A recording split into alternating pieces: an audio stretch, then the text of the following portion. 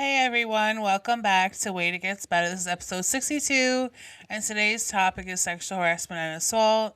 Now, I apologize. I usually do these on Fridays, but yesterday I was babysitting my nieces and their friends, and also being a little bit lazy, but I also had cleaning to do around my room and things, and I waited till like 8:30 to 10 o'clock to start working on it, and of course when no stores are open my microphone craps out, so I had to wait till this morning to get a new one. And then today, after I got my new microphone, my other niece, the little one, the 7-year old, came home with my parents, and so I was hanging out with her, and then, I'm doing it now. So let's get a move on with this. So, in terms of sexual assault and story time, I won't be speaking on anyone else's stories. It's their bodies, their autonomy, their trauma to speak on, I will be giving mostly story time about sexual harassment that I've endured. There'll be a lot of facts and a lot of resources. So this is a very sacred topic, and I wanted to come into this and cover all bases and be thorough. And my heart goes out to anyone living with the trauma along these lines. So today's topic, I will advocate and share things to help the next person. This episode discusses sexual assault and harassment, which may be triggering for some listeners. So please take care of yourself and skip or pause if needed. So we're going to dive in.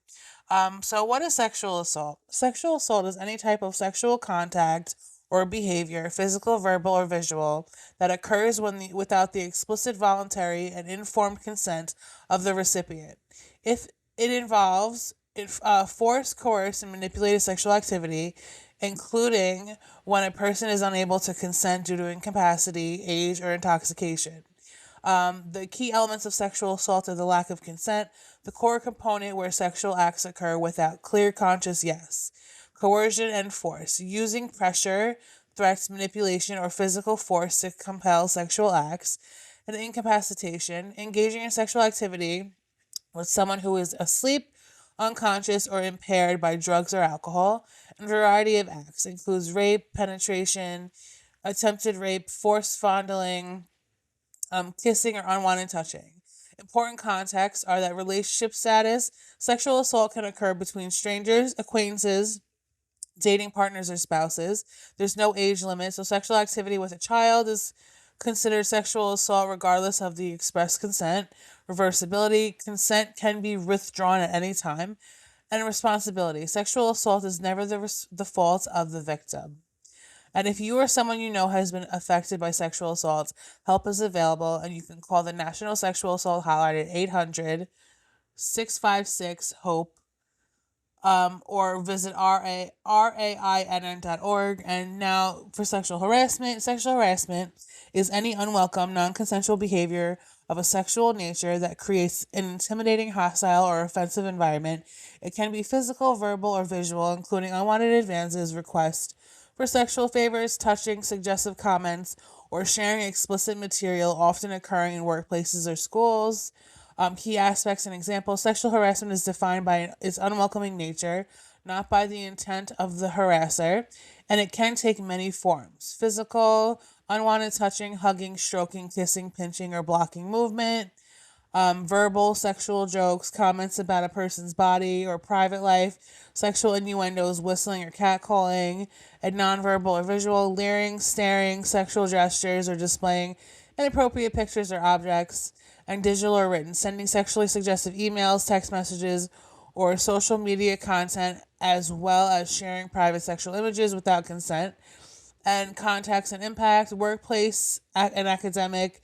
Harassment often involves the abuse of power, such as supervisor or teacher requesting favors in exchange for benefits, quid pro quo, or creating a toxic environment. It is illegal. Sexual harassment is a form of sex discrimination and is unlawful in employment and education settings and effects. Victims may feel uncomfortable, humiliated, intimidated, or frightened, which interferes with their work or academic performances. And if you are experiencing sexual harassment, it is advised to document the incidents and report them to a supervisor, human resources, or a trusted authority. Now, here's a little bit of story time. When I worked at the deli, I encountered sexual harassment every day of my life from customers, from my coworkers.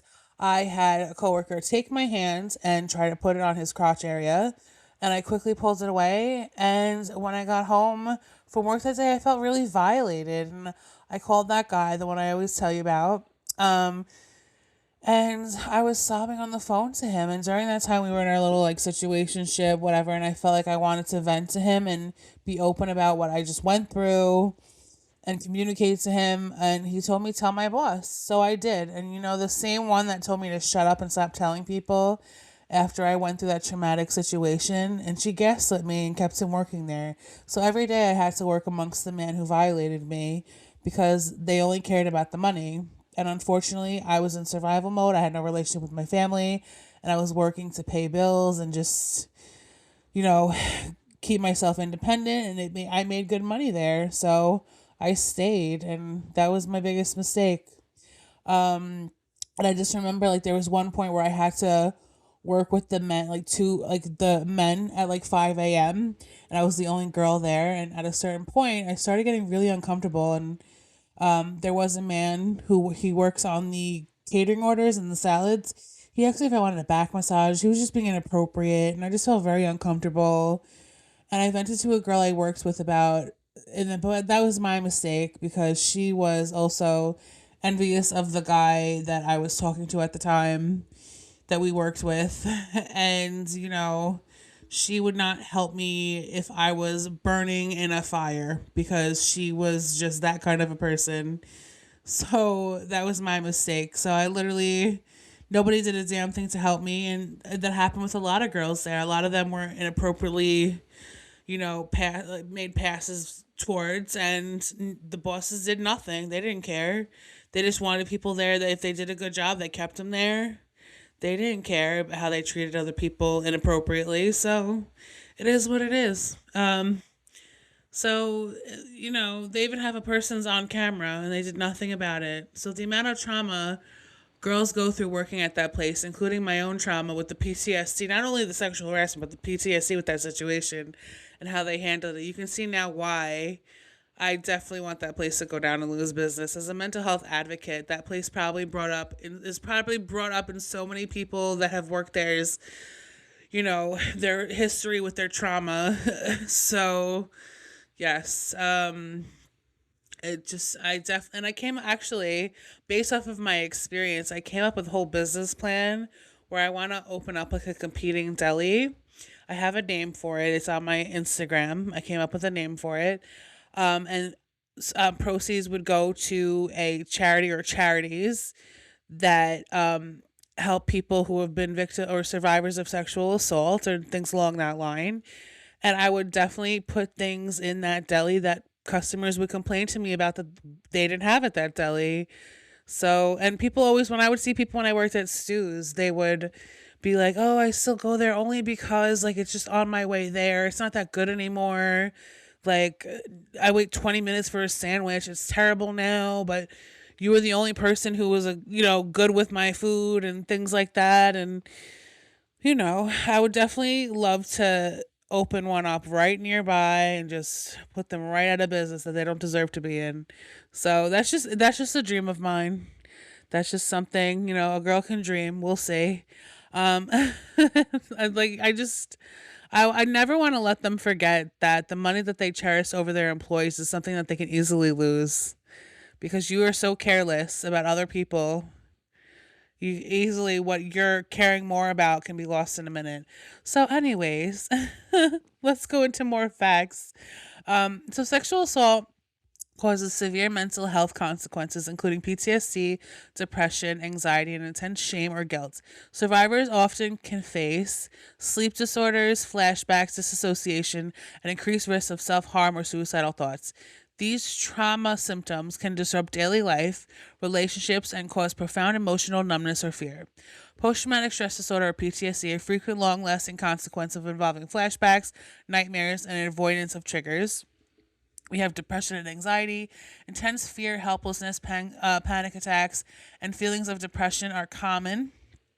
Emotional or behavioral changes. Survivors may experience dissociation, detaching from reality, self harm, substance abuse, and drastic changes in eating habits and interpersonal dysfunction. Sexual assault can significantly impact relationships, causing intimacy issues, fear of trust, and sexual dysfunction, and cognitive impairment. Survivors often struggle with poor concentration and memory issues as they process the trauma. Now, if you or someone you know has been affected by sexual assault, help is available, and you can call RAIN's National Sexual Assault Hotline at 800-656-HOPE or visit www.rainn.org. Now, sexual harassment causes severe long-term mental health issues, including depression, anxiety, PTSD, an intense fear or shame. It diminishes self esteem, causes significant sleep disturbances, and trigger chronic stress, panic attacks, and suicidal ideation, profoundly impacting the person's overall well being. Now, key mental health impacts: anxiety and depression, constant stress from harassment often leads to chronic anxiety and depressive episodes, PTSD, and trauma. Victims may experience flashbacks and severe anxiety, similar to that of sexual assault survivors. Emotional distress, immediate reactions include intense anger, humiliation, fear, and shame, feelings of betrayal, and diminished self worth. Harassment can erode self esteem and lead to self blame and behavioral changes.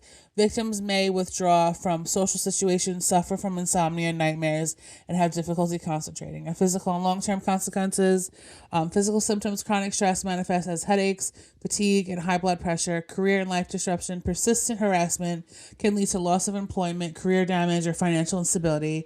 And substance abuse: some victims may turn to alcohol or drugs to cope with the trauma. And those suffering from the effects of sexual harassment know that help is available, and they should know. Not a lot of them do. They should know that help is available and that they are not to blame for their experiences. Now, sexual assault trauma responses vary widely, ranging from immediate shock, fear, and disassociation to long term effects like PTSD, depression, and anxiety. Survivors may experience intrusive thoughts, flashbacks, sleep disturbances, intense shame, hypervigilance, and difficulties in relationships. These responses are normal reactions to extreme violence. Now, common psychological and emotional responses: fear and anxiety, persistent fear, panic attacks, and feeling on edge or hypervigilant. Disassociation, feeling detached from one's body or surroundings, or experiencing memory gaps, re-experiencing flashbacks, nightmares, or intrusive memories of the assault. Emotional numbing or withdrawal, a sense of being emotionally shut down or feeling isolated. Guilt or shame, feeling dirty, blaming oneself of the event. Depression, feelings of hopelessness, sadness, or loss of interest in activities. And common physical behavioral responses: sleep disturbances, insomnia, nightmares, or fear of sleeping. Physical symptoms: aches, pains, or somatic symptoms. Headaches, stomach pain without medical cause. And avoidance: avoiding people, places, or situations that remind you of the assault. Self-harm or substance use, risk-taking behaviors, alcohol or drug misuse, and non-fatal self-harm. And sexual dysfunction: reduced sex drive, fear of intimacy, or physical pain. Now, rape trauma syndrome is a form of PTSD that describes the stages of survivors often goes through. Now, acute phase, immediate reactions, including emotional outbursts, crying, agitation, or shock and numbness. We have the outer adjustment phase, is a return to daily routines while struggling with anxiety, fear, and nightmares. And the normalization phase, and integrating the experience and reducing the power of the traumatic memories. An immediate reaction: some survivors experience collapse in mobility, where the body suddenly drops in heart rate and blood pressure, or tonic immobility, frozen state, which are involuntary responses to overwhelming threat. Now, if you or someone you know has been affected by sexual assault, help is available in the U.S. You can call RAIN's National Sexual Assault Hotline at 800-656-HOPE or visit rainn.org. Now, how does one rebuild themselves after sexual assault? Now, this is what the research said. Rebuilding your life after sexual assault involves prioritizing safety, seeking professional trauma-informed therapy, and practicing self-compassion. To reclaim your sense of self, healing is a nonlinear process that includes acknowledging feelings, reconnecting with trusted support systems, and establishing routines to regain control. Seek professional support. Contact a specialized counselor, therapist, or rape crisis center, RAINN, or RAIN, 800 656 Hope offers 24/7 confidential support to connect you with local resources and prioritize safety and self-care. Establish a safety plan if necessary. Focus on daily routine, including healthy eating, sleeping, and gentle exercise, and process your feelings, not bottling them up. Allow yourself time to grieve and feel emotions without judgment. Consider journaling, creative arts, or talking to someone you trust. And combat self-blame. Reframe my sister is sending me reels, so my phone's going off. I apologize. Okay, back to the topic. Now, combat self blame. Reframe the narrative. The assault was not your fault. Therapy can help challenge harmful beliefs and manage triggers and reconnect.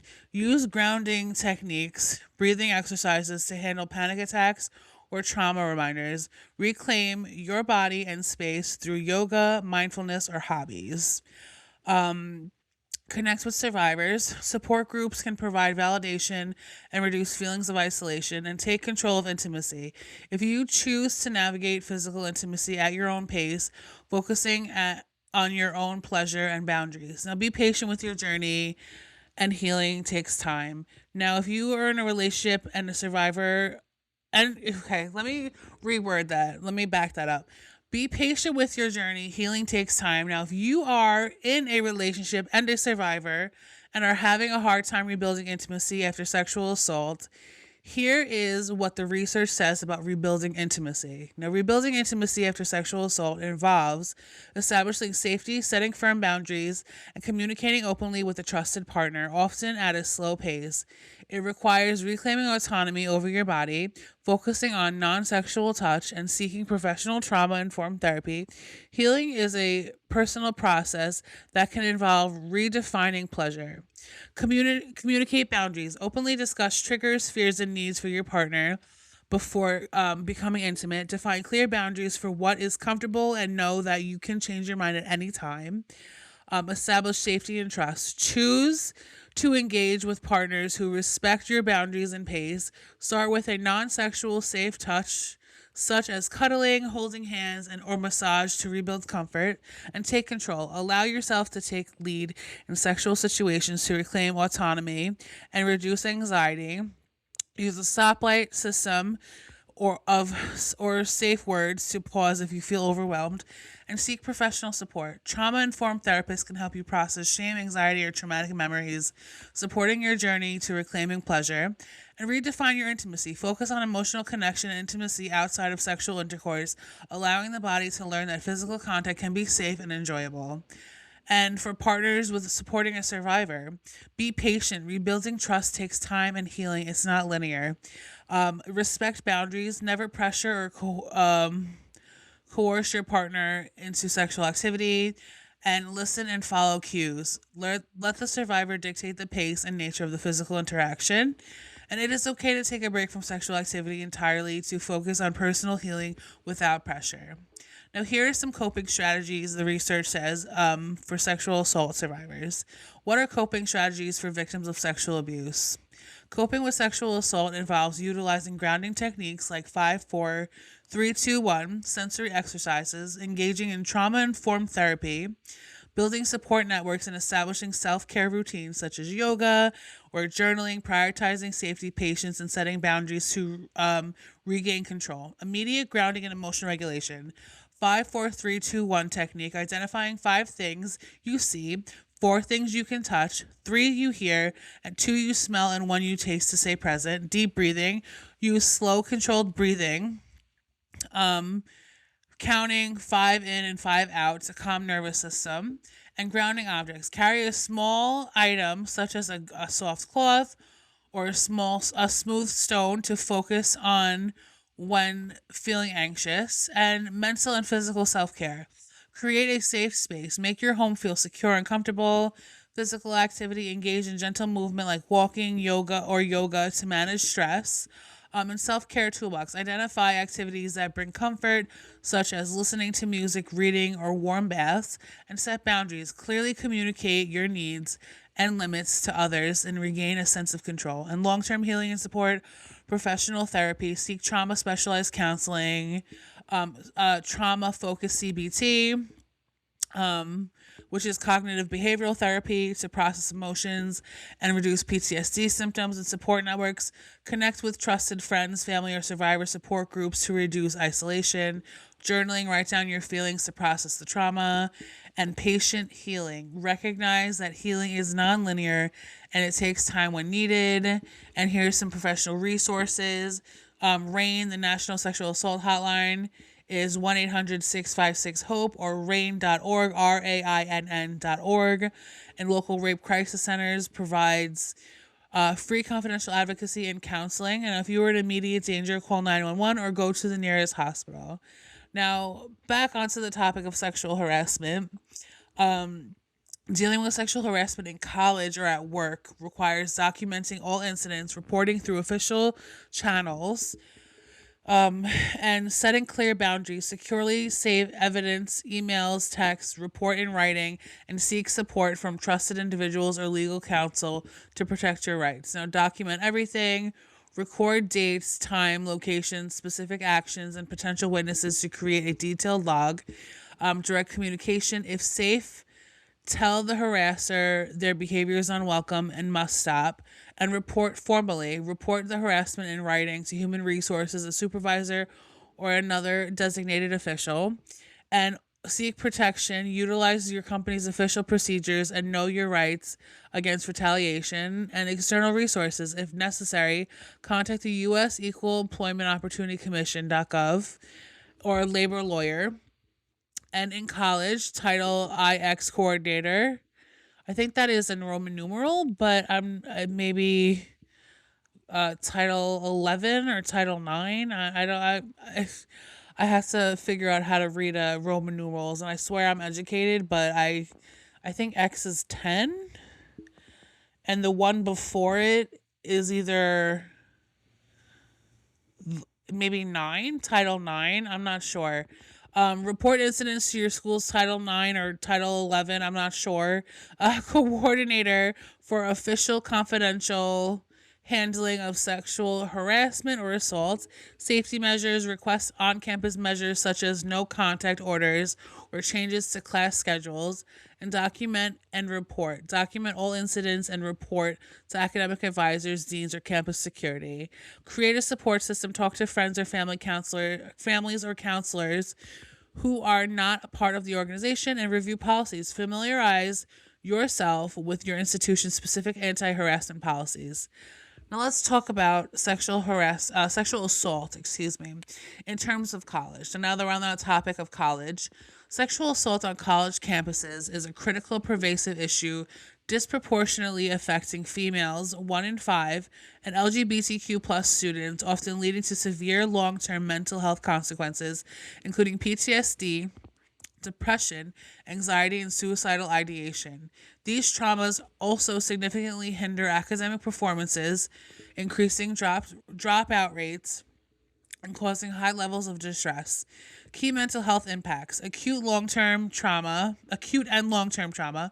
Sexual assault often triggers post-traumatic stress disorder, severe anxiety and depression. Physical and cognitive effects: victims may experience chronic sleep disturbances, fatigue, and difficulty concentrating due to the impact of the trauma on the brain's prefrontal cortex and limbic system. And substance abuse: survivors may turn to alcohol and drugs as a coping mechanism, leading to higher risk of substance disorders. Excuse me, I just almost sneezed there. Let me reread that. Substance abuse survivors turn to alcohol or drugs as coping mechanism, leading to higher risks of substance use disorders. And academic disruption: survivors are often likely to graduate on time, are less likely to graduate on time, and face higher rates of absenteeism, lower grades, and higher rates of dropping out.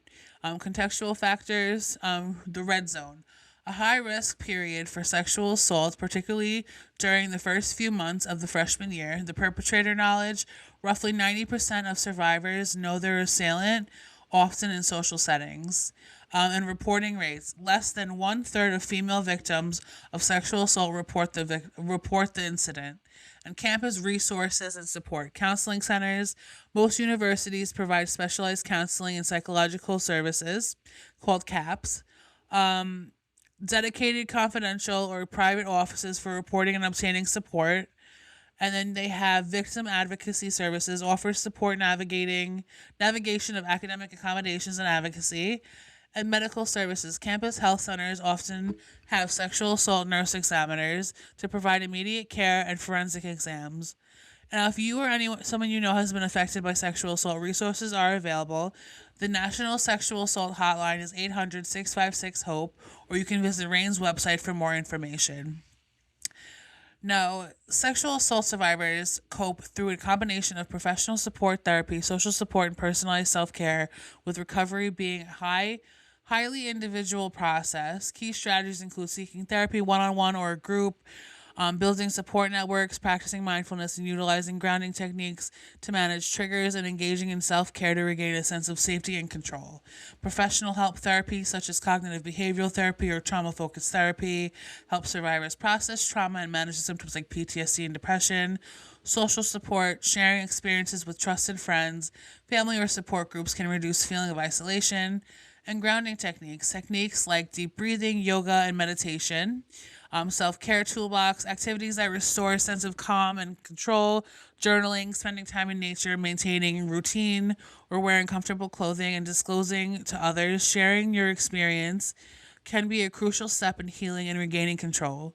Now, understanding the process. Normal reactions. Feelings of shame, guilt, or numbness or shock are normal reactions to trauma, not a reflection of the victim's worth. And impacts on life. Survivors may experience flashbacks, panic attacks, difficulties with intimacy, and anxiety, which require patient, consistent, and coping efforts. And adaptive coping.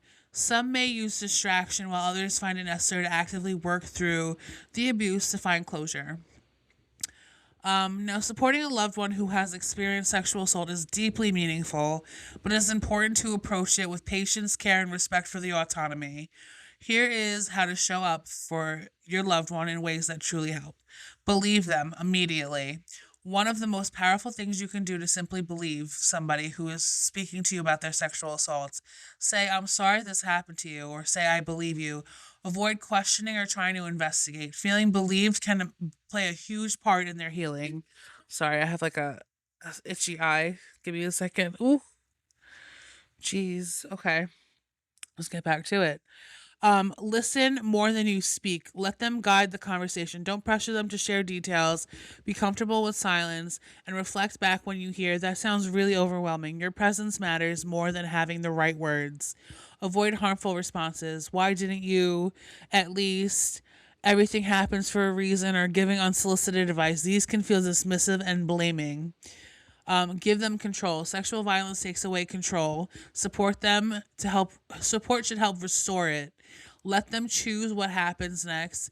Ask, what do you need from me right now? Respect their decisions, even if you don't fully understand them, and understand trauma responses.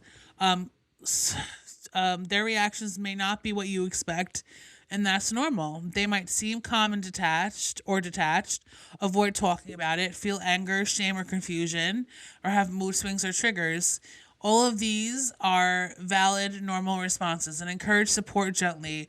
You can suggest help, but don't force it. Therapy, especially trauma informed, support groups, confidential hotlines like RAIN, Try. If you ever need help or finding support, I can do that with you.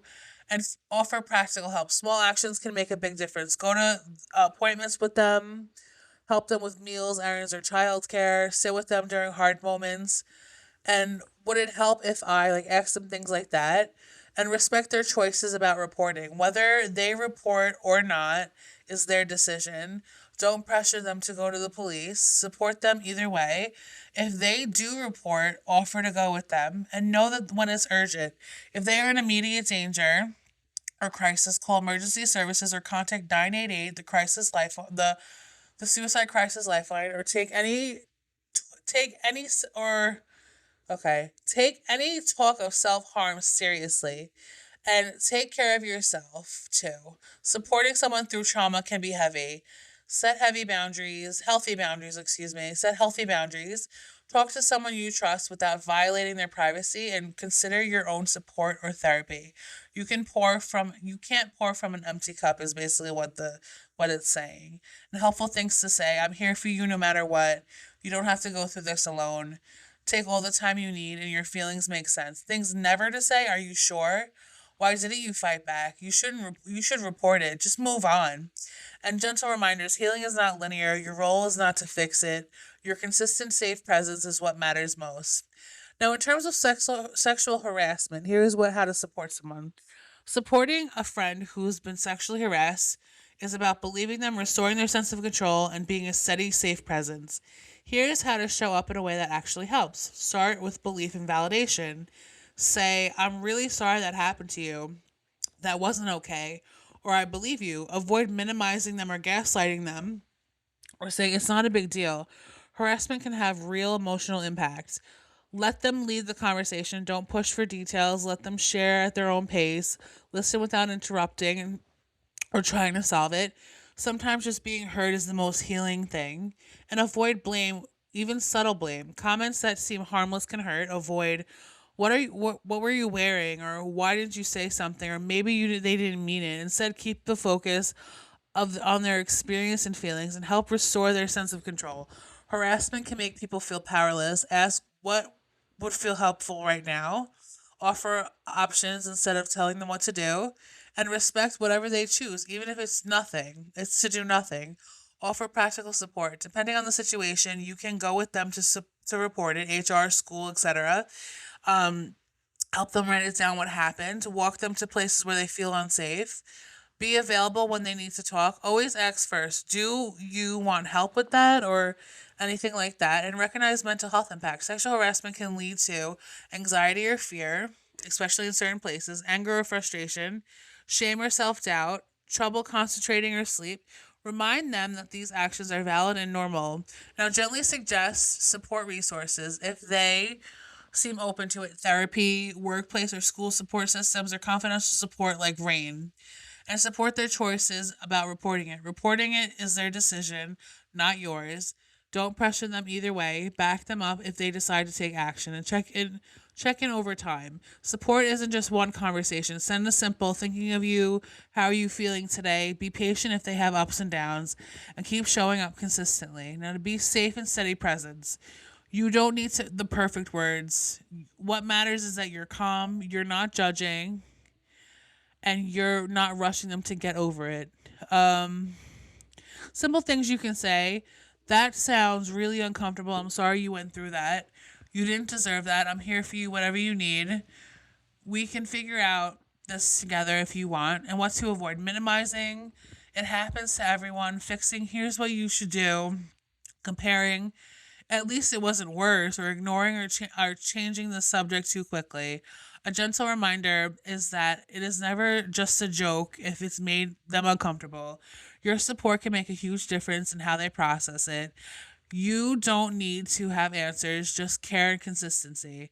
There isn't a single fixed stages of every survivor goes through after sexual assault. Healing is non-linear and people can move back and forth between feelings, skip some entirely, or experience several acts all at once. Now, that being said, many survivors recognize patterns that are similar to grief in the model introduced by Elizabeth Kubler-Ross, but adapted to trauma. Here's some trauma-informed way to understand common phases survivors may experience: the shock and disbelief, feeling numb, frozen, or detached.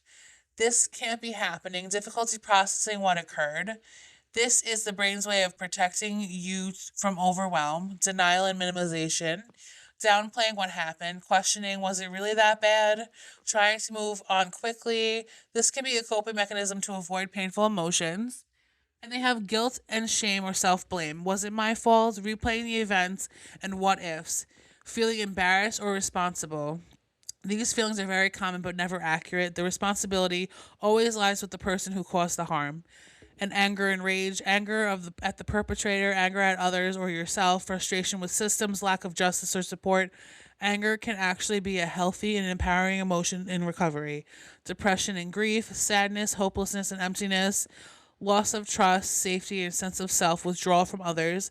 This stage reflects the grieving, what was taken, not just the event, but its impact, and anxiety and fear, hypervigilance, always feeling on edge, trouble sleeping or relaxing, fear of certain places, people, or situations. And this is the nervous system trying to keep you safe after trauma, and processing and meaning making, beginning to understand what happened, making sense of emotions, possibly opening up to others or seeking help. This often happens with support, therapy, or trusted people, and acceptance and healing, integrating the experience into your life story, regaining a sense of control and safety, finding strength, resilience, or often purpose.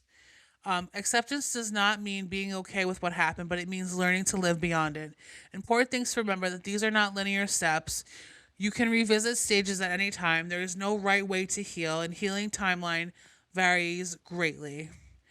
Now, a gentle reframe for survivors. That means like instead of what's wrong with me, what happened to me, and how is my mind trying to cope? And support matters. Trauma informed therapy, safe relationships, and support organizations like RAIN are definitely helpful. And grounding reminder, your reactions are valid, you are not broken, and you are allowed to heal at your own pace. Now, here are some trauma informed coping tools tailored to each stage a survivor might experience after sexual assault. These are gentle options, not expectations, so people can take what feels safe and leave the rest. Shock and disbelief, what feels like numb, frozen, disconnected. Coping tools, grounding, 5, 4, 3, 2, 1. Name 5 things you see, 4 things you feel, 3 things you hear, 2 things you smell, and 1 you taste. Hold something cold, like an ice drink, to reconnect your body. Wrap up in a blanket or sit in a safe, quiet space, or keep decisions minimal and focus on immediate safety and rest. Denial and minimization, what feels like it wasn't that bad, avoiding feelings. Coping tools, gentle journaling. What do I remember feeling? No pressure for details. Talk to a safe person who won't invalidate you. Listen to survivor stories if feel supportive, not overwhelming, which is another thing. I am going to give celebrities or people in the public eye who have spoken openly about it. I will not talk about their stories. I will just give the names of the people. And when I did the research, it did come with their stories, and I was just like, these are not my stories to tell. So let me give the names of the people. So if you are somebody who has been a survivor of sexual assault, and say you look up to somebody, I know Lady Gaga was on the list, and she speaks openly about it. I will give her name, and you can look into like the things she said about it, the things she's talked about, interviews, and different things she does to help out with like advocacy for sexual assault survivors and things like that. So definitely, I will give that as part of like trying to help out with the stigma of it. So like, as a coping tool, you can see the survivors on the list and be like, oh, okay, like Lady Gaga or Gabrielle Union or somebody like that. Like, let me look up what she has to say about it and how this is going to help me. So that's definitely something. And we're going to get into that in a little bit, but let's keep going. And I'm sorry, this is very like, I'm just going from one thing to the next because I have a lot of facts, a lot of research to read, a lot of things that I copy and pasted that I wanted to read for you guys that would be helpful. Like I said, there's story time today, but a lot of it is based off of my own experiences with sexual harassment, and it's never going to be me giving stories about like somebody's sexual assault that I'm aware of, and that's not my autonomy, that's not my story, that's not my trauma. So let's move on, and there's more story time, don't worry, but I just want to power through different ways to help people who are survivors. So let's move on. Now, remind yourself I don't have to label this yet. Guilt, shame, or self blame. What it feels like, it's my fault. Coping tools, write down the blame thoughts, challenge them with facts. Practice self compassion statements like, I did what I needed to do to survive. And place a hand on your chest and breathe slowly. Calm shame response. And therapy or support groups can be especially powerful here. Anger and rage. What it feels like, intense anger, frustration, coping tools, safe physical release, hitting a pillow, exercise, or yelling in private. Write a unsent letter to the person who hurt you. Creative outlets, art, music, or movement. Definitely music for sure. I know music to me is very helpful when in moments of healing and trying to help myself for sure. And remind yourself anger is valid. Response to being wronged, depression and grief, what it feels like, sadness, emptiness, withdrawal, coping tools, set tiny goals, eat one meal, step outside for 5 minutes, go for a walk, anything like that. Stay connected to at least one safe person. Comfort rituals, warm showers, tea, calming shows. Let yourself cry. Grief needs space. And if it feels heavy, reach out to support at Rain. And anxiety and fear, what it feels like, hypervigilance, panic, trouble and relaxing, coping tools, breathing exercise, inhale 4, hold 4, and exhale 6. And create a safe list, places, people, things that feel secure. Limit triggers when possible, media, environments. Carry a grounding object, ring, a stone, and remind your body, I am safe right now. And processing and meaning making, what it feels like, trying to understand and make sense of what happened.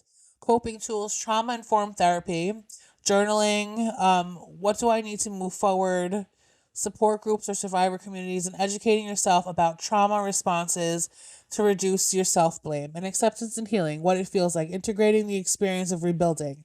Reconnect with your body, yoga, stretching, mindful movements, set and practice boundaries in relationships, explore joy again and slowly without guilt, and advocacy or helping others, only if it feels empowering, not draining, and celebrate your progress no matter how small. Important reminders are you can move between stages at any time. Some tools will work one day and not the next. That's normal, and there is no right way to heal.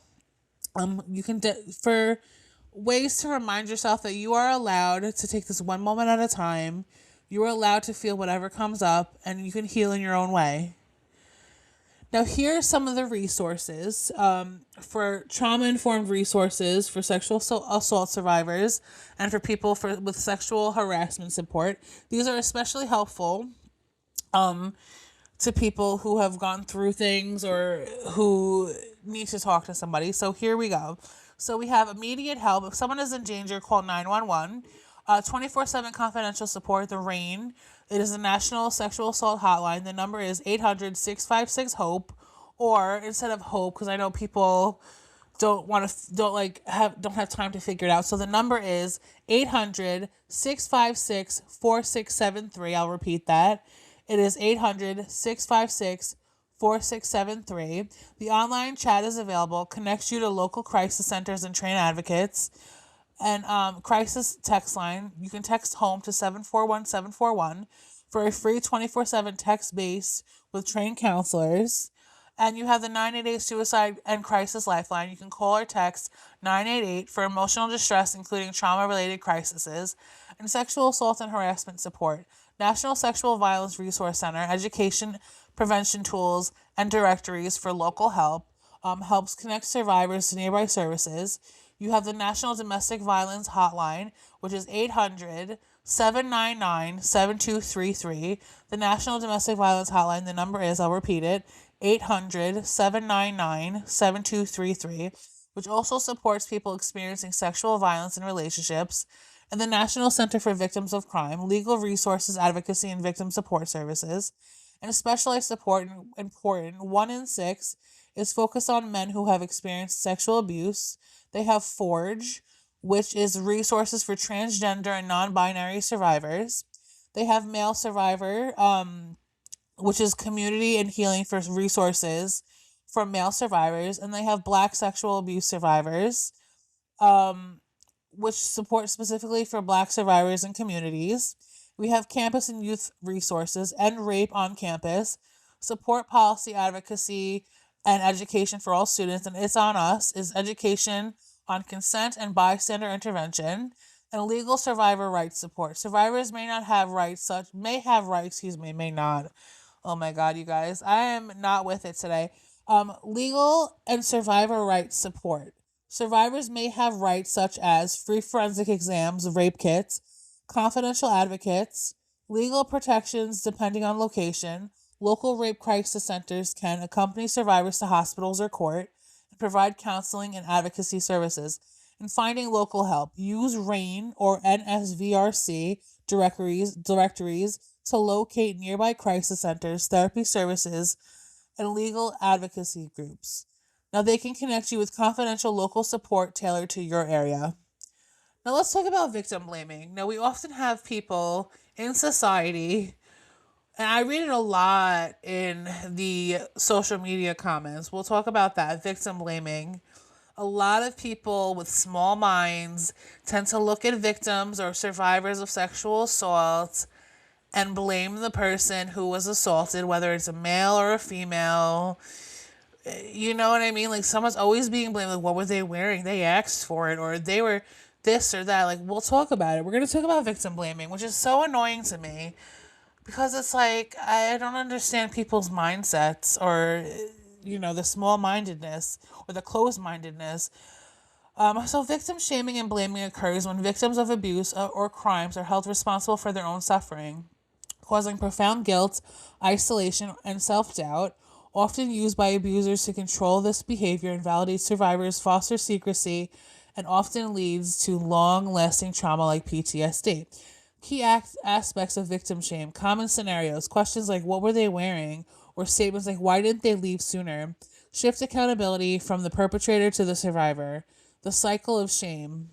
Abusers may directly tell victims their abuse is their fault, creating a hidden secret that makes victims feel weak or responsible. And internalized shame. Survivors may experience deep-seated toxic feelings. They are inherently bad, defective, or deserve the abuse, often leading to the severe self-doubt and societal impacts. Cultural factors and victim blaming in social circles can prevent victims from seeking help, increasing their isolation. And effects on the survivors. Internalization. Survivors may believe they caused the abuse, leading to the lowered self-esteem, psychological distress. Intense shame can lead to severe PTSD, depression, and in some cases, unhealthy, non-productive behaviors. And silence. Fear of not being believed or being judged often keeps survivors silent. Now, combating victim shaming. Believing and supporting offers compassionate support, assuring victims they are not to blame. Holding perpetrators accountable shifts the focus back to the person who chose to cause the harm. And challenge language. Speak out against jokes, victim blaming rhetoric, and cultural myths to justify the abuse. Now, speaking of jokes, I've been somebody who has been at the end of a joke made by somebody about rape. So I'm going to talk about it. Now, when I was at this guy's house back in 2014, he lived in Queens. It was my first time at his house. We had met on Instagram, and he had made a joke that he put a roofie in my water and he was going to rape me, all while I was high after we smoked together. That led me to going from his house in Queens to my best friend's job all the way in the city, where she called my parents to come all the way to Manhattan to get me. And it was crazy, but mind you, I was so desperate back then, I stayed talking to him for a few more years after that. Funny story is his friend, actually, and this is not made up, I'm not making this up, his friend, Anthony, I knew him as Anthony, but he called himself Antonio. He had people call him Antonio at Stu's. He got a job in the kitchen at Stu's, and the guy that he was friends with that I knew was Julian. His friend completely used me. Well, Julian completely used me and ghosted me and texted me asking who I was back in 2018. So he ghosted me in 2017. I texted him so stupidly in 2018. He goes, "Who is this?" And then all of a sudden, the point that I'm at in life at now, we all know this. I don't have to speak on it. The point I'm at in my life right now, in 2024, 2025-ish, he got a job. His friend, Antonio, got a job in the kitchen at Stu's. And it's funny to me because it's like, so I'm at this point in my life. I'm doing all these things for myself. I'm accomplished all these things. And all of a sudden, you come out of the woodwork like you've always loved me. No, you didn't. Because why all of a sudden, years and years later, that's the thing. That's the crazy thing, is that people come out of the woodwork when you have these things going for yourself. And it's like, it's just insanity. And when I saw him, I felt so uncomfortable. But who am I going to tell? That was years ago before I ever got this job. So I'm not going to sit there and be like, hey, all I said was I just know that guy. I never said how I knew him or how uncomfortable I felt when I saw him. And that was a form of stalking, and that was kind of like similar to what Angelo did at the deli. He literally he catfished me as one person, and then he got a job as another, as himself. So it's just creepy behavior. And Julian was a creep. If you're gonna have your friend get a job at my job, that's very, very creepy. Like, I haven't seen you in years. All of a sudden, these things are happening for me. X, Y, and Z is happening for me, and all of a sudden, hey, what's going on? Like, hey, stranger, but let me do it in the form of getting a job. And like, it's just so weird. Like, 9 years later, you're still single. Like, clearly, you were the problem. I know where I'm headed with certain things, but you do you. Clearly, you're still the F boy that I knew you were. And I use him as reference when I try to give people advice for like what they're going through. If a guy's using them, or a guy's like ghosting them, or treating them like they're, not worthy, I always use him as reference as to what I went through, to be like, girl, like, this guy is clearly just playing games with you and things like that. Like, he's a reference. So the fact that you thought, like, 7 or 8 years later, you can have your friend get a job at my job, and that's gonna just win me back, like, that's not gonna happen. No, sir, I've been over you. I've moved on. I wasn't even in love with the kid. He was just someone. It was just lust, it was. But the fact that, like, I didn't see the red flag when he made that rape joke, was just, to me, that was proves my desperation. Anyways, let's move on and talk about consent.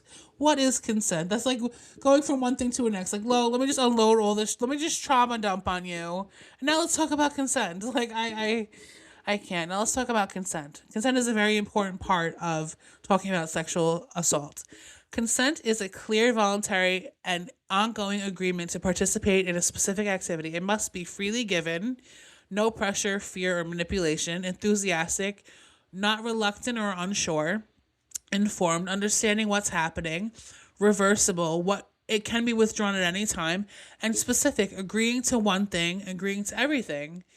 Oh, excuse me. Let me reframe that. I didn't see that. Okay. Specific, agreeing to one thing doesn't mean agreeing to everything. I apologize. Oh my god, my sister just texted me. I texted her like hours ago. That's what happens when you're a mom. You text back like hours later. Okay, so what consent is not? Consent is not valid if someone is asleep, unconscious, or intoxicated. There is coercion, threats, or pressure. Someone feels like they can say no, power, imbalance, or fear. It is they assumed because of a relationship, dating, marriage, or past consent. What connects to sexual assault? Sexual assault occurs when there is no consent. That includes ignoring a no, continuing to after someone withdraws consent, pressure or manipulating someone into saying yes, and taking advantage of someone who cannot consent. Consent in real life, important nuances. Silence does not equal consent. Maybe does not equal consent. And consent once is not consent forever. And body language alone is not enough. Clear communication matters. Coercion versus consent. Coercion can sound like, if you love me, you would, or everyone else does it, or repeated asking until someone gives in. And that is not consent, that is pressure. And why consent conversations matter. Understanding consent helps prevent harm, empower people to set boundaries, validate survivors, it wasn't your fault, and and shift responsibility onto the person who violated without consent. And emotional impact on survivors. When consent is violated, people may feel confusion. I did not say no clearly, or guilt or self blame, shame or anger or fear. These feelings are common, but the truth is, if consent was really freely given, if consent wasn't freely given, it is not your fault. And how to practice healthy consent. Ask directly, is this okay? Check in. Do you want to keep going, or respect the hesitation or changes immediately? And create space for an honest no. And consent should feel safe, mutual, comfortable, and pressure free. Consent is not an active, enthusiastic, and voluntary yes that is freely given, specific to the activity, or can be withdrawn at any time. It is not merely the absence of a no, nor is it implied by silence, clothing, or previous sexual activity. True consent must be clear, continuous, and coercion free. Now, here are some common myths versus facts about consent. Some myth about consent is if someone doesn't say no, they mean yes. The fact is, silence or lack of resistance is not consent. Consent is an active, enthusiastic, and clear yes. Myth, if you are dating or married, you have automatic consent. A fact is, consent must be given for every sexual act, every time, regardless of relationship status. A myth is that dressing provocatively or flirting means they are asking for it. Fact is that sexual assault is never the fault of the victim based on what they wear or how they behave. A myth is that you can't rape your partner. A fact is that sexual assault can occur in any relationship, including between partners who have previously had sex. And you've heard about it with different court cases in public eyes with celebrities who have sued the person they were in the relationship for, rape. And it is possible. It is like, you just because someone is your partner doesn't mean they can't rape you. And it's just, I hate that myth. um a myth is that if they are intoxicated or passed out, they can still consent. Fact is that a person who is incapacitated by alcohol or drugs is unable to give consent. And a myth, if you don't fight back, it wasn't rape. A fact is that many victims experience tonic immobility, freezing, or fear for their lives, preventing physical resistance. And myth is consent kills the vibe and is awkward. Fact is that asking for consent is a sign of respect and ensure a safe, enjoyable experience for everyone. Now let's talk about statistics. We're going to talk a lot of statistics on different topics. So we have sexual assault and harassment are widespread, with 82% of women and 42% of men experiencing them in their lifetime. Nearly 1 in 5 women and 1 in 71 men in the U.S. have been raped. Over 60% of sexual assaults are committed by acquaintances, not strangers. Sexual violence is the most common for age 18 to 34. Sexual assault statistics, lifetime prevalence: nearly 1 in 5 women, 18.3%, and 1 in 71 men, 1.4%, have been raped. And attempted completed rape: more than 1 in 5 women and 1 in 31 men have experienced completed or attempted rape in their lifetime. Perpetrator relationship: 51.1% of female victims rape were assaulted by an intimate partner, or 40.8% by an acquaintance, and 60% of rapes are committed by someone known to the victim.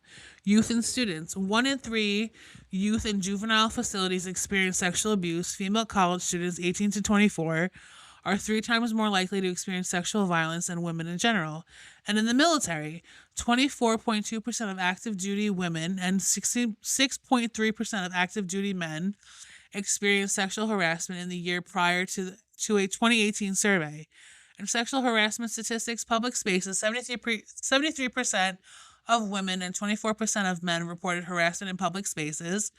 In the workplace, women filled 78.2% of the 27,291 sexual harassment charges received by the EEOC between FY 2018 and FY 2021. In school, more than 50% of students in grades 7 to 12 experienced sexual harassment at school.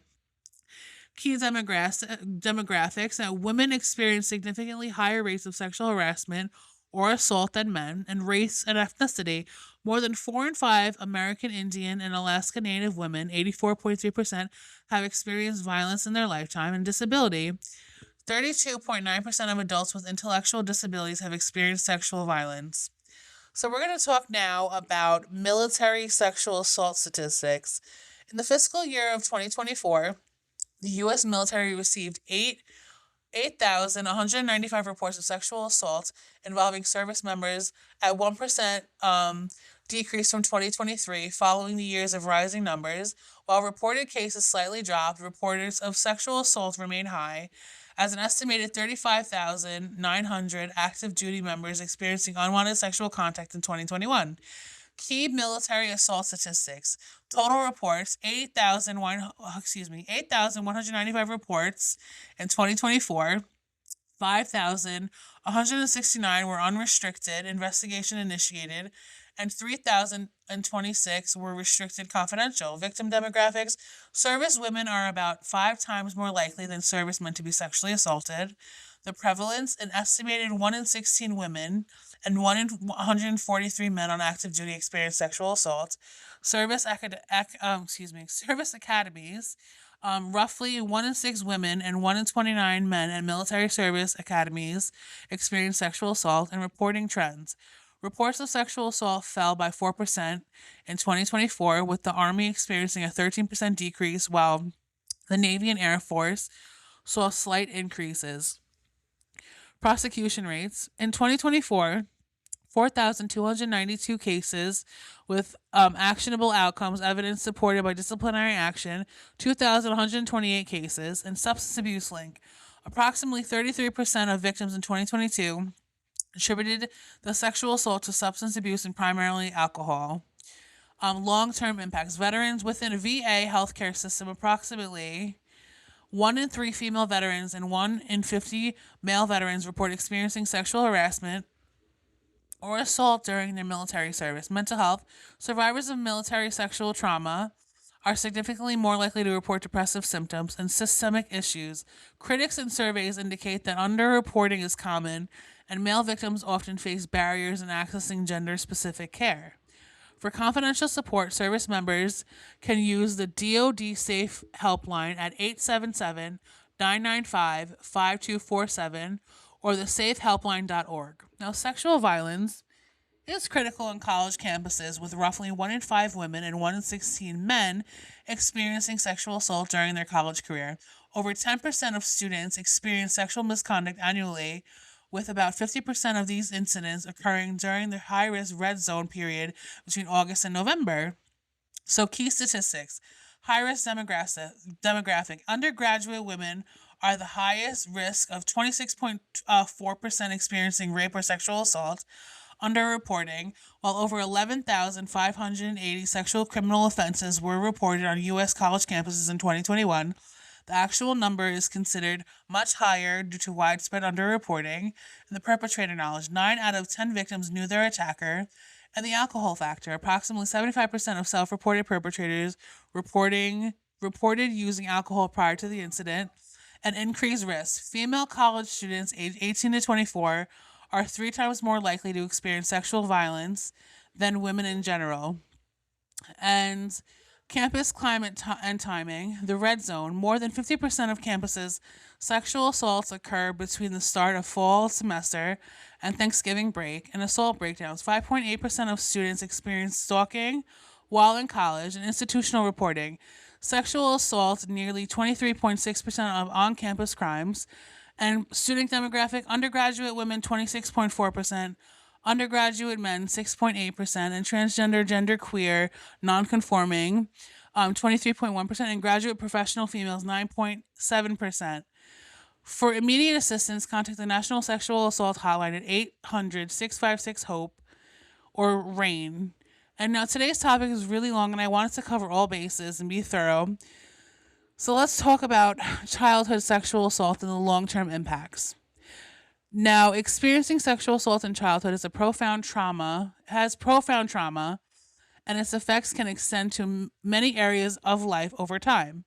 Not everyone is affected in the same way, but research in psychology and trauma studies shows several common long-term impacts. Hold on, let me just give me a second. Okay. Let's get back to the topic. Okay, so emotional and mental effects. Post-traumatic stress, often including flashbacks, nightmares, or feeling constantly on edge, anxiety and depression, feelings of shame, guilt, or self-blame, difficulty trusting others or feeling safe in relationships, and low self-esteem or distorted sense of self-worth.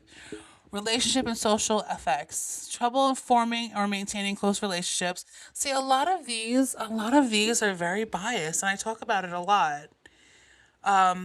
Trouble in forming and maintaining close relationships. I don't think that's true, but if you, I don't know. So fear of intimacy, sometimes seeking validation in unhealthy ways, difficulty setting boundaries and feeling isolated or misunderstood, behavioral coping patterns, avoidance of reminders of the trauma, substance use, or other coping mechanisms to numb feelings, self-harm or risk-taking behaviors in some cases, perfectionism or over-controlling behaviors as a way to feel safe, physical and body-related effects, chronic stress symptoms, fatigue, headaches, or digestive issues, disconnection from one's body to feeling numb, higher risk of certain long-term health conditions due to prolonged stress, And cognitive effects, difficulty concentrating or remembering things, negative thought patterns, I'm not safe or it was my fault. And important to understand that these reactions are normal responses to trauma, not personal failures. Healing is absolutely possible, and even if it takes time, many people find relief and growth through support and therapy. Now, what can help? Trauma informed therapy like EMDR, somatic therapy or CBT, support groups with others who have had similar experiences, building a safe and trusting relationships at your own pace, and learning grounding and self regulation techniques. And if this topic connects to you, your own experience, and you don't have to handle it alone, you are in the US, you can contact RAIN, which is the Rape, Abuse, and Incest National Network. The hotline number is 800-656-HOPE or chat online. They're confidential and available 24/7. Now, it can help you to understand what kind of trauma often shows up day to day because a lot of people don't realize that their current struggles are connected. Now, what it's like in real life. People who experience childhood sexual trauma often notice things like triggers that seem random. Certain tones of voice, touch, smells, or situations can suddenly cause anxiety, panic, or shutdown, even if you don't consciously connect them to the past. Emotional swings or numbness. You may feel things very intensely, overwhelmed, anxious, or sad, or the opposite, like you're disconnected or flat. Relationship confusion, wanting closeness but also feeling unsafe in it. Trust can feel fragile, or you might second guess people's intentions a lot. Body reactions, feeling tense or on edge or uncomfortable in your own body, sometimes even disassociation, feeling detached from yourself. And inner voice issues, thoughts like, it was my fault, I should have known, or something's wrong with me, even though none of it is true. And why happens. In simple terms, when trauma in childhood, when trauma happens in childhood, your brain and body are still developing. It can wire your system to prioritize survival over safety. Your nervous system stays on high alert, fight or flight, or shuts down, which is freeze. The brain stores the experience as something still ongoing, not fully in the past. You learn coping strategies that helped then, but may not serve you now. Now, nothing about these responses means you're broken. It means your brain adapted to protect you. Now, what healing can actually look like? Healing isn't about forgetting or pretending it didn't happen. It's more like feeling safer in your own body, being able to recognize triggers without being overwhelmed, and building relationships that feel stable or respectful, changing that inner voice to something less harsh and more accurate. And it usually happens in layers, not all at once. So things genuinely help, not fluff. Here are a few approaches that are backed by trauma research. Therapy, especially trauma focused, EMDR, helps reprocess traumatic memories. Somatic therapies focus on body and nervous system, and trauma focused CBT. If therapy feels intimidating, that's completely normal. You can ease into it. And grounding techniques for triggers, these help bring you back to present when your body reacts. Name 5 things you can see, 4 things you can feel, and 3 you can hear. Your feet firmly on the ground and focus on the physical sensation. Hold something cold, like an ice or a cold drink, and learning your triggers without judgment. Instead of why am I like this, shifting to what might my body be reacting to right now. That small shift can reduce shame and builds awareness and boundaries at your pace. You don't have to be good at this right away. Even noticing what feels uncomfortable and when you say yes but mean no, that is a big step. And self-compassion. This one matters more than it sounds. A lot of survivors are extremely hard on themselves, but healing often speeds up when that internal voice becomes less critical. Now, support outside of therapy. If you ever want anonymous support, RAIN, which is the Rape, Abuse, and Incest National Network, is available 24/7, chat or phone. You don't have to be in crisis. They're there just to talk to. Now, without getting political, we're going to dive into the mental effects of the Epstein files. The case around Jeffrey Epstein and the release of the discussion related files can have a very real psychological impact, especially because it involves themes of power, abuse, and systemic failure. For many people, it is not just news, it hits much deeper than that. Why this topic affects mental health. It reinforces the loss of trust. Learning about how abuse was enabled or ignored can shake trust in institutions, government, or legal system. wealthy or powerful individuals, even the idea that justice works. This can lead to cynicism, anxiety, or feeling unsafe in the world. And it can be triggering, especially for survivors. For people with a history of trauma, coverage of cases like this can bring up intrusive thoughts or memories, cause emotional flooding, anger, or sadness or fear, and it leads to the physical stress responses of racing heart, tension. Excuse me. Even indirect exposure, headlines, social media can activate the nervous system, and feelings of anger or helplessness. Cases involving exploitation or lack of accountability often create intense anger.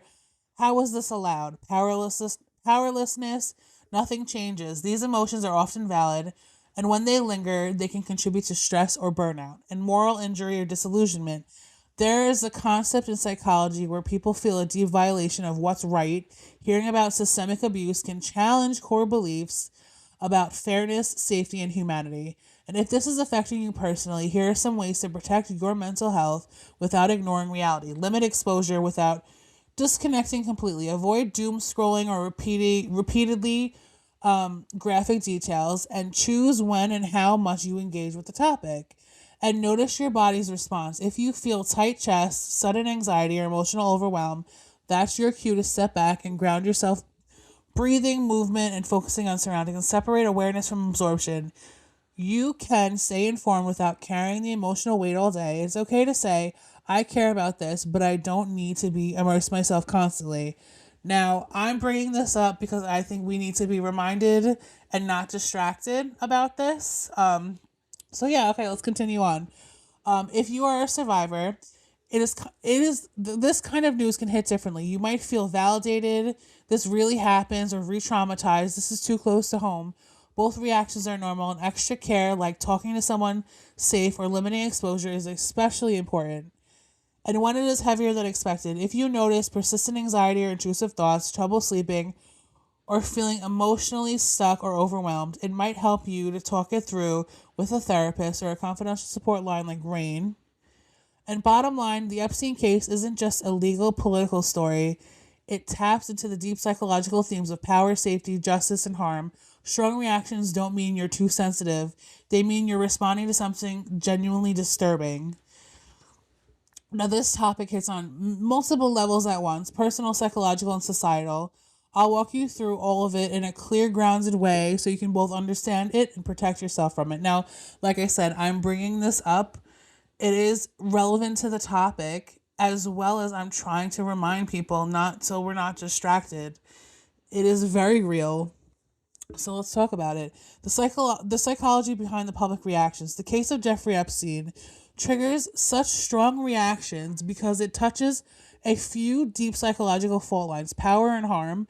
When abuse is tied to wealth and influence, it disrupts the core belief people who do bad things will be stopped. When that belief breaks, it can create anxiety about safety, distrust in systems, and a sense that the world is unpredictable. Collective anger. People who often feel intense anger because the harm involves vulnerable victims, which is children. There's a perception of unequal accountability. That anger is valid, and when you're exposed to it constantly, especially online, it can turn into emotional exhaustion or rage cycles, obsession and fixation. You might notice people going deeply into conspiracies or endless analysis on who knew what. And this is often a brain trying to regain control. If we can figure it out, it feels less chaotic. And how media exposure affects your brain. Repeated exposure to stories like this can actually shape your nervous system. Your brain doesn't fully separate hearing about it from experiencing danger. So you may feel on edge, hyper aware of threats, and emotionally drained after scrolling. Doom scrolling loop. You can read something upsetting, your brain looks for more info to resolve it, and you find more disturbing details. Stress increases. This loop can quietly increase anxiety, sleep issues, and irritability. If you have personal trauma, this is the big one. If you have experienced childhood sexual trauma, cases like this can hit much deeper. It can activate triggers, memories, clear or vague, body sensations, tightness, nausea, or panic, and emotional flashbacks, feeling small or unsafe or powerless. Reinforce beliefs. You might find thoughts like, people don't get held accountable, no one would have helped me either, and the world isn't safe. These aren't irrational. They're trauma-informed interpretations, and they can still be heavy to carry. Conflicted emotions, validation, this really happens, and anger, grief, and numbness, all of these can exist at once. And moral injury and loss of trust. There is a concept of moral called moral injury when something violates your core sense of right and wrong. This case can create disillusionment, cynicism, emotional withdrawal. What is the point? And over time, these can impact relationships, motivation, and overall mental health. And how to protect your mental health without ignoring reality. This is the most important part. Set boundaries with information. Checking updates once a day max. Avoiding graphic and speculative content. Muting keywords if needed. And you're not avoiding, you're regulating input. And interpret stress response. If you feel activated, put both feet on the ground. Name 5 things you can see. Slow your breathing, long exhales. This tells your nervous system, I'm safe right now. And separate your story from the story. If you're a survivor, this is huge. Remind yourself that this case is real and it is not my present moment. What happened to me is separate from what I'm reading, and that distinction reduces emotional flooding. And give anger somewhere to go. Anger needs an outlet and it turns it inward. Healthy outlets, writing, uncensored, exercise, and talking it out. Rebuild a sense of control. Focus on what is in your control, your boundaries, who you trust, and how you care for yourself. Even small actions can help counter helplessness. When it's becoming too much, watch for signs like constant intrusive thoughts, emotional numbness or overwhelm, trouble sleeping, and feeling unsafe when you are safe. That's your signal to step back and get support. You can always reach out to RAIN. They're confidential and not just for crisis. And the grounded takeaway, what you're reacting to here is not just news story, it's a trauma related topic, a breakdown of trust in systems, and a reminder of real world harm. So strong reactions equal a human response, not an overreaction. And many public figures have bravely shared their experiences as survivors of sexual assault or harassment. Now, like I said, I'm going to share the names. I'm not going to share their stories. Like I said, that is their personal story. And a lot of times, like when I do topics, I will give a celebrity and talk about like the background of like the context as to why I'm talking about them. This I'm just giving names. You do the research if you want to learn more about what they've talked about. Is like I said, it's not my story to tell. And I look at sexual assault and things like that is something very sacred to the person who has encountered it. So I will never speak on their story. It's their story, their trauma, and it's very real to them. So I'm going to give you some people who have spoken openly about it. We have Lady Gaga, we have Madonna, Mariska Hargitay. Mariska Hargitay is one of the co-founders of the Joyful Heart Foundation, which actually works very closely with sexual assault survivors, domestic violence victims, and things like that. You should look into the Joyful Heart Foundation. We have Evan Rachel Wood, Gabrielle Union, Abigail Breslin. We have Michaela Maroney. We have Jane Fonda, Padma Lakshmi. We have Cheryl Burke. We have Giselle Pellicott. And why does this matter? Because celebrities speak out and it reduces the shame and isolation for survivors. It challenges harmful myths like real victims report immediately. And it encourages people to seek help and share their stories. Now, this is my favorite part, and this is the one. I chose ones that are for different groups of people because sexual assault doesn't just happen to women. It doesn't just happen to men. It happens to women and men, non-binary people, people in different communities, people of different races, ethnicities, and things like that. It doesn't discriminate, and it happens to everyone in different communities. So let me give you some affirmations. For childhood survivors, these are some affirmations. What happened to me was not my fault. I was a child. I deserve protection, care, and safety. I'm allowed to grieve what I didn't receive. I am learning now, and I should have been taught what I should have been taught then. I can build a life that feels safe and mine. For adult survivors, oh, sorry, my nose is so itchy where my nose ring is. For adult survivors, I trusted based on what I knew, and that is not weakness. Consent matters, and mine was violated. I'm allowed to process this in my own time. I can reclaim control over my choices and my body. My story deserves to be acknowledged. For male survivors, my experience is real and valid. Being a survivor does not take away my strength. I am allowed to feel, express, and heal. What happened does not define my masculinity. I deserve support without judgment. For women survivors, I am not responsible for someone else's actions. I do not have to minimize what happened to me. My boundaries are valid and deserve respect. I am allowed to take up space and be heard. I deserve this to feel safe in my own body and life. For the LGBTQIA plus survivors, my identity does not invalidate my experience. I deserve support and respect of who I am. What happened to me is not a reflection of my identity. I am allowed to define my own safety in relationships. I belong in spaces of healing and care. And for survivors who haven't told anyone, I am allowed to keep my story private. My experience is valid. Even if no one else knows, I can choose if, when, and how I share. Silence does not erase what I went through, and I still deserve support and healing. For survivors seeking justice, wanting accountability is valid. My worth is not defined by an outcome. I'm allowed to advocate for myself. I can take breaks from the process when needed. Justice can exist in many forms, not just legal. For survivors not seeking justice, my healing does not require public action. I am allowed to prioritize my peace. I don't owe anyone my story. Choosing not to pursue action does not make my experience less real. My healing path is mine alone. And for those struggling with self-blame, it was not my fault, no matter the circumstances. I did what I needed to survive. Responsibility belongs only to the person who caused harm. I am allowed to let go of guilt over time. I deserve compassion, especially from myself. And for those actively seeking healing, healing is not linear and I'm still progressing. I'm allowed to grow at my own pace. I can learn new ways to feel safe and grounded. I am rebuilding trust in myself. I am becoming stronger and more whole each day. And for those having a hard day, this feeling will not last forever. I can take this moment one breath at a time. I am safe right now. It is okay to rest and not have answers today. And I have made it through hard moments before. Now, thank you guys for listening. I hope I covered all bases of this topic. Next week will be about eating disorders. The week after that will be about phobias.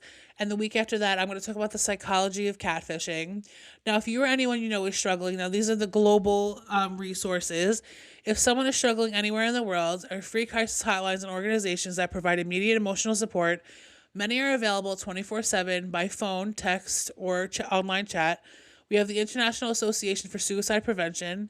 It maintains a worldwide directory of crisis centers and helplines. Befrienders Worldwide is a network of hundreds of emotional support centers in dozens of countries offering phone, email, and chat support. And you can find a helpline. Find a Helpline is an online tool that connects people to crisis lines in many countries and languages. These directories are helpful because they allow people to search by country and find local crisis supports quickly. Now that I talked about global suicide prevention, now if you or anyone you know is struggling, text HOME to 741-741, the crisis text line for a free confidential conversation with a trained counselor at any time of day. Text or call 988 or use the chat function at 988lifeline.org. 988 continues to offer support to anyone who needs it, but no longer offers specialized LGBTQ plus support.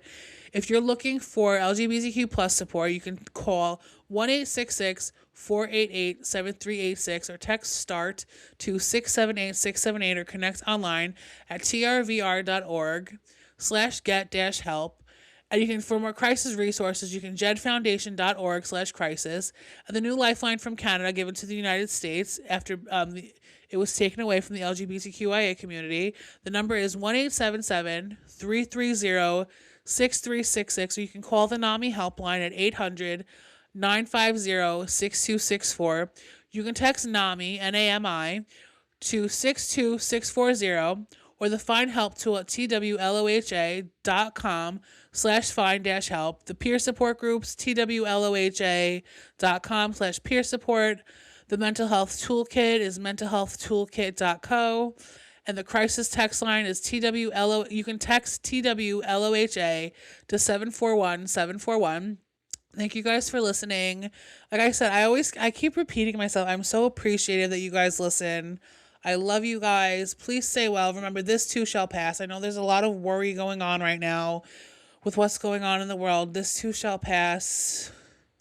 I love you guys. Stay well. Enjoy the rest of your weekends. Bye-bye.